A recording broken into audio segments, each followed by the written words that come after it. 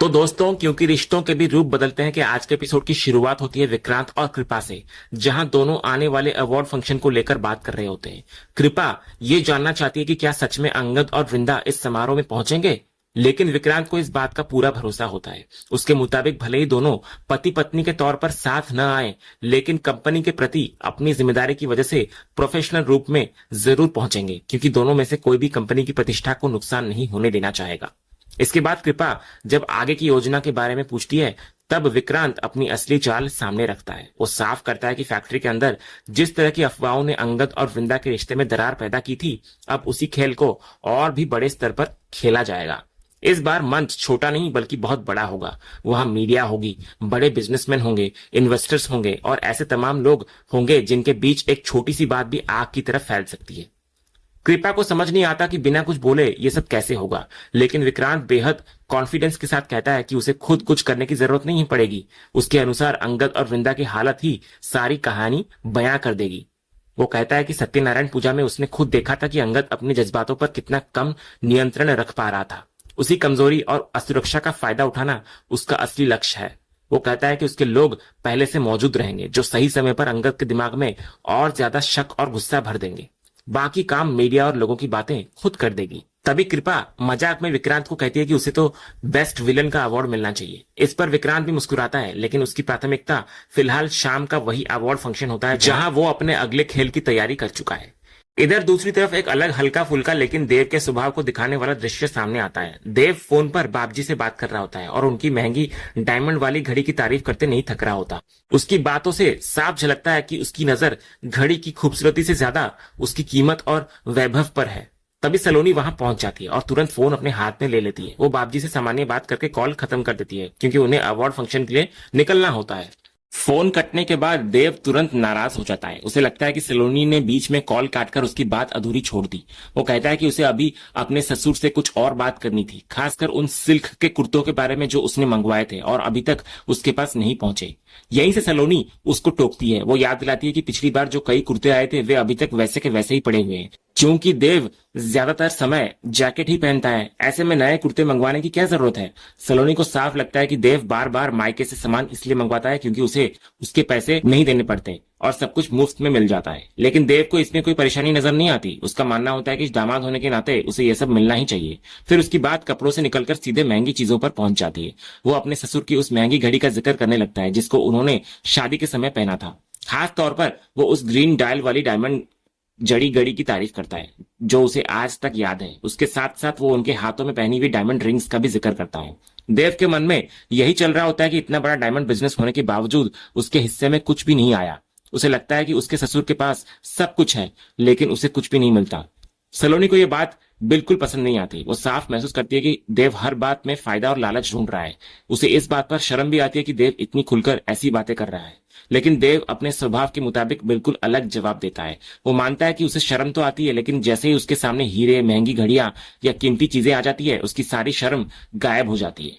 फिर वो दोबारा उसी ग्रीन डायल वाली घड़ी की बात उठाता है और सलोनी से कहता है कि जब भी वो बाद में बाबजी से बात करे तो उस घड़ी की बात जरूर याद दिला दे। कुछ देर बाद पूरा परिवार अवार्ड फंक्शन के लिए तैयार होकर बाहर आने लगता है। तभी वृंदा अपने कमरे से निकलती है। काले रंग की साड़ी में वो बेहद आकर्षक लग रही होती है। जैसे ही अंगद की नजर उस पर पड़ती है, वो कुछ पल के लिए उसको देखता ही रह जाता है।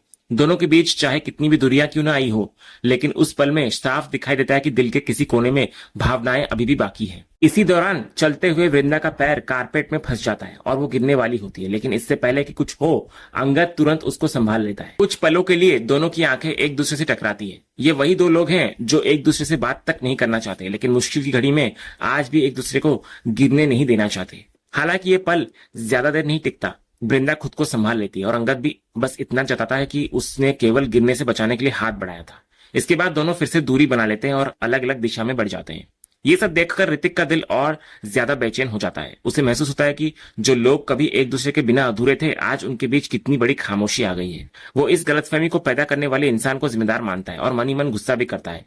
लेकिन मुन्नी का नजरिया अलग होता है। उसको पूरा यकीन होता है कि ये किसी की बहुत बड़ी गंदी साजिश है। साथ ही उसे ये भरोसा भी होता है कि आखिरकार सच सामने आएगा और इस साजिश को हार का सामना करना पड़ेगा। उसके चेहरे की मुस्कान ये साफ बता रही होती है कि उसके मन में पहले से कोई योजना चल रही है।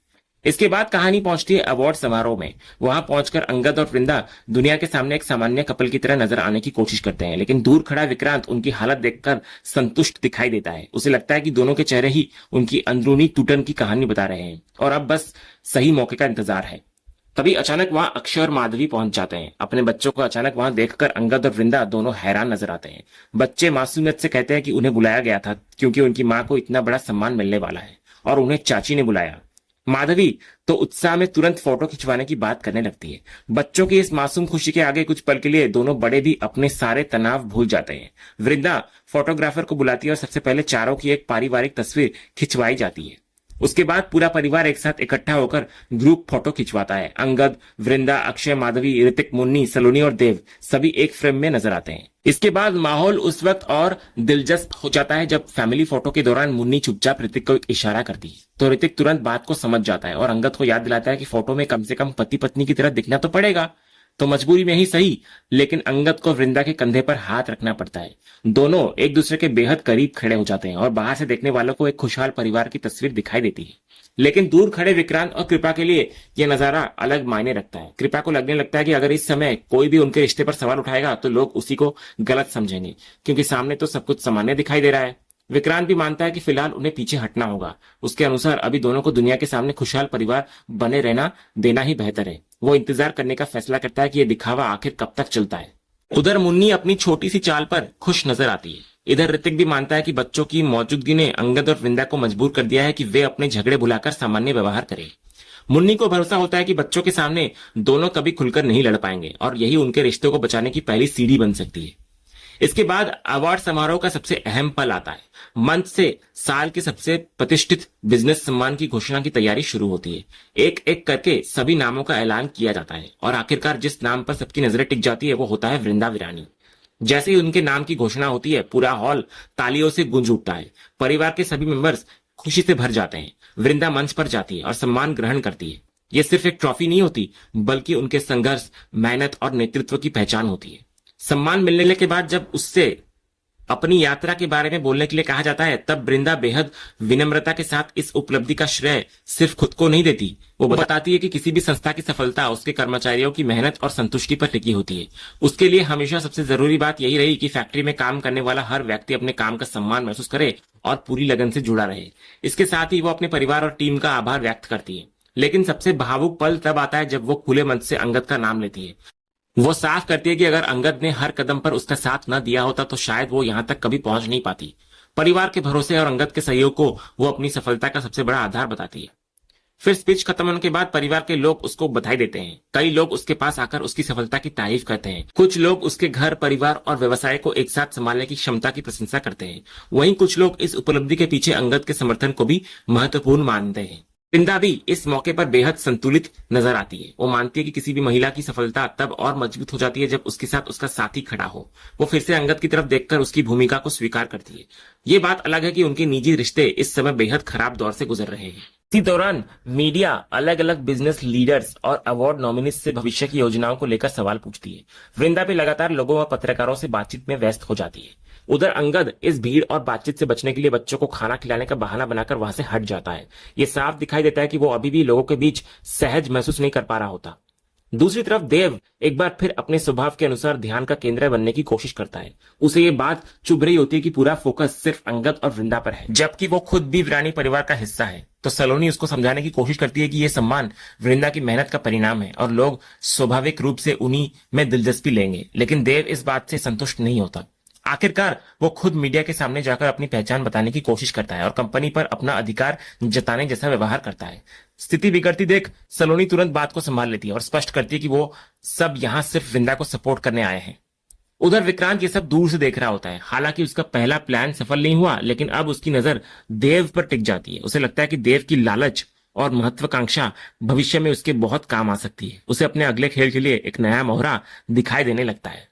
कृपा हालांकि उसको याद दिलाती है कि आज का दिन उसकी हार का दिन है। उसके सामने पूरा परिवार एक साथ बैठकर खाना खा रहा है और ऐसा लग रहा है जैसे सारी दुनिया खत्म हो गई हो। तो ये सीन देखकर विक्रांत कुछ पल के लिए चुप जरूर हो जाता है। इधर खाने के मेज पर एक बेहद प्यारा पारिवारिक पल देखने को मिलता है। माधवी खाना खाने में आनाकानी कर रही होती है। पहले वृंदा उसको समझाती है, लेकिन जब वो फिर भी नहीं मानती तो अंगद अपने अंदाज में उसको खिलाने की कोशिश करता है। वो खेल खेल में उसे खाना खिला देता है और माधवी भी खुशी खुशी खा लेती है। अपने बच्चों के साथ अंगद को देखकर वृंदा के मन में भी कई भावनाएं उमड़ने लगती है। पति के रूप में भले ही उसके मन में अंगद के लिए गहरा दर्द और शिकायत हो, लेकिन एक पिता के रूप में वो आज भी उसे बेहतरीन मानती है। ये बात उसके चेहरे पर साफ दिखाई देती है। इसी बीच मीडिया एक बार फिर उनके पास पहुंच जाती है और पति पत्नी की एक तस्वीर लेने की इच्छा जताती है। पहले तो अंगद खुद को अलग रखने की कोशिश करता है, लेकिन जब सभी लोग उसको याद दिलाते हैं कि वृंदा ने अपनी सफलता का श्रेय भी उसे दिया है, तब उसके पास मना करने का कोई कारण नहीं बचता। दोनों को साथ खड़ा होना पड़ता है, लेकिन कैमरा की नजर से यह भी छिप नहीं पाता कि दोनों के बीच दूरी है। इसलिए फोटोग्राफर और मीडिया उन्हें और करीब आने के लिए कहते हैं। आखिरकार मजबूरी में अंगद को वृंदा के साथ खड़ा होकर तस्वीरें खिंचवानी पड़ती है। इसी दौरान अक्षय की शर्ट पर खाना गिर जाता है। वृंदा उसकी हेल्प करना चाहती है, लेकिन अक्षय खुद को बड़ा बताते हुए कहता है कि वो अकेले ही साफ करने बाथरूम जाएगा, तो वृंदा भी उसको जाने देती है। इसके बाद दूसरी तरफ कृपा विक्रांत को याद दिलाती है कि जिस प्लान पर उसने इतनी मेहनत की थी उसका असर कहीं दिखाई नहीं दे रहा। पूरे अवार्ड फंक्शन में अंगद और वृंदा एक परिवार की तरह नजर आए हैं। कृपा उसे यह भी समझाने की कोशिश करती है कि कई बार पति पत्नी के रिश्ते में कितनी भी परेशानी क्यों ना आ जाए, बच्चे उन्हें पूरी तरह अलग नहीं होने देते। भले ही दोनों के बीच मनमुटाव हो, लेकिन बच्चे उन्हें बार बार एक साथ खड़ा कर देते हैं। इसके बाद कृपा लगातार यही कहती रहती है कि आज तो ऐसा लग रहा है जैसे दोनों के बीच कभी कोई समस्या थी ही नहीं। उसकी नजर में विक्रांत की सारी मेहनत बेकार होती दिखाई दे रही होती है। और यहीं पर विक्रांत साफ संकेत देता है कि अगर बच्चों ने दोनों को साथ बांध रखा है तो उसके पास उसका भी उपाय है। और इसी सोच के साथ सीन यहीं पर खत्म होता है, जहां विक्रांत के चेहरे पर यह साफ दिखाई देता है कि वो अभी रुका नहीं है और उसके दिमाग में कोई नया खेल चल रहा है। यही बात आगे आने वाले एपिसोड्स के लिए सस्पेंस छोड़ जाती है। तो दोस्तों, आपको आज के एपिसोड का अपडेट कैसा लगा, अपनी राय हमें कमेंट बॉक्स में जरूर बताएं। अगर आपको आज का ये वीडियो पसंद आया हो तो वीडियो को लाइक और शेयर जरूर करें, और ऐसे लेटेस्ट एपिसोड का अपडेट्स जानने के लिए हमारे इस चैनल को सब्सक्राइब करना ना भूलें और बेल आइकन को भी जरूर दबाएं। हम मिलते हैं अगले एपिसोड के अपडेट के साथ, तब तक के लिए धन्यवाद।